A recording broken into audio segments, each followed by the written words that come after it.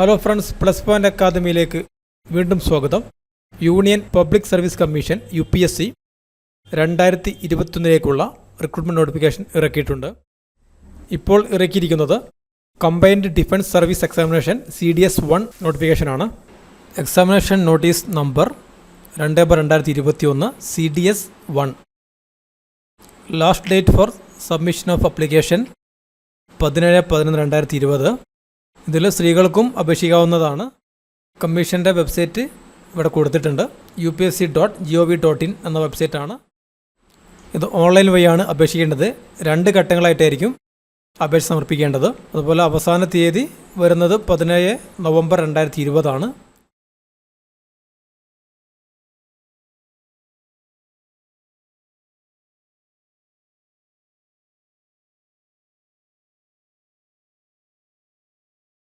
ഇതിൻ്റെ എല്ലാ കാര്യങ്ങളും നോട്ടിഫിക്കേഷനിൽ വ്യക്തമായിട്ട് പറയുന്നുണ്ട്. എക്സാമിനേഷനെ കുറിച്ചും അതുപോലെ അതിൻ്റെ മറ്റു കാര്യങ്ങളും ഇതിൽ വ്യക്തമായിട്ട് പറയുന്നുണ്ട്. നിങ്ങൾ അത് വായിച്ചതിന് ശേഷം മാത്രം അപ്ലൈ ചെയ്യുക.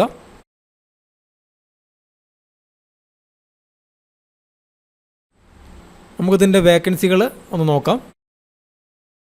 ഇന്ത്യൻ മിലിറ്ററി അക്കാദമി ഡെറാഡൂണിൽ 100 വേക്കൻസിയാണുള്ളത്.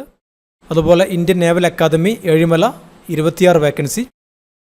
Air force academy Hyderabad 32 vacancy. Officers training academy Chennai 170 വേക്കൻസിയാണുള്ളത്. Officers training academy Chennai Madras including woman ആണ് 17 വേക്കൻസി ഉണ്ട്. അങ്ങനെ ടോട്ടൽ 345 വേക്കൻസിയാണുള്ളത്. കേരളത്തിൽ കൊച്ചിയാണ് എക്സാമിനേഷൻ സെൻറ്റർ ഉള്ളത്.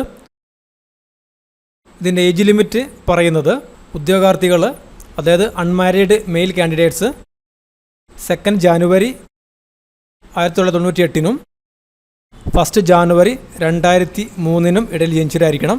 അതുപോലെ for Indian naval academy unmarried male candidates 2 January 1998 1 January 2003 ഇടയിൽ ജനിച്ചവരായിരിക്കണം. അത് പ്രത്യേകം പറയുന്നുണ്ട്. ആ ഡേറ്റ് ഒന്ന് ഓർത്തിരിക്കുക.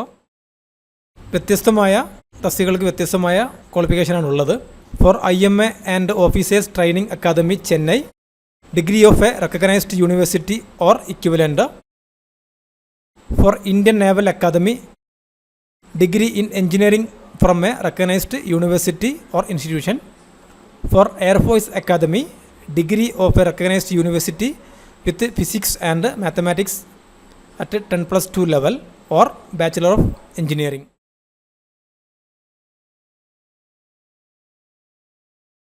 ഇതിലേക്കായിട്ട് ഫീസ് വരുന്നത് 200 രൂപയാണ്. അതായത് ഫീമെയിൽ SC/ST കാൻഡിഡേറ്റ്സിനൊന്നും ഫീസില്ല. ബാക്കി എല്ലാവർക്കും ഫീസ് ഉണ്ട്. ഫീസ് ഓൺലൈൻ വഴിയോ നെറ്റ് ബാങ്കിങ് വഴിയോ അല്ലെങ്കിൽ ഓഫ്ലൈൻ വഴി ചെലാൻ വഴിയോ ഫീസ് അടക്കാവുന്നതാണ്.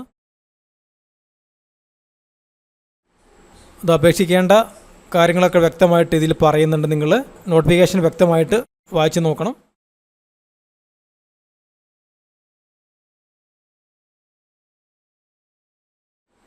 നിങ്ങൾക്ക് ഈ വീഡിയോ ഉപകാരപ്രദമാകുന്നുണ്ടെങ്കിൽ ഷെയർ ചെയ്യുക. അടുത്തൊരു വീഡിയോയുമായി വീണ്ടും കാണാം. താങ്ക്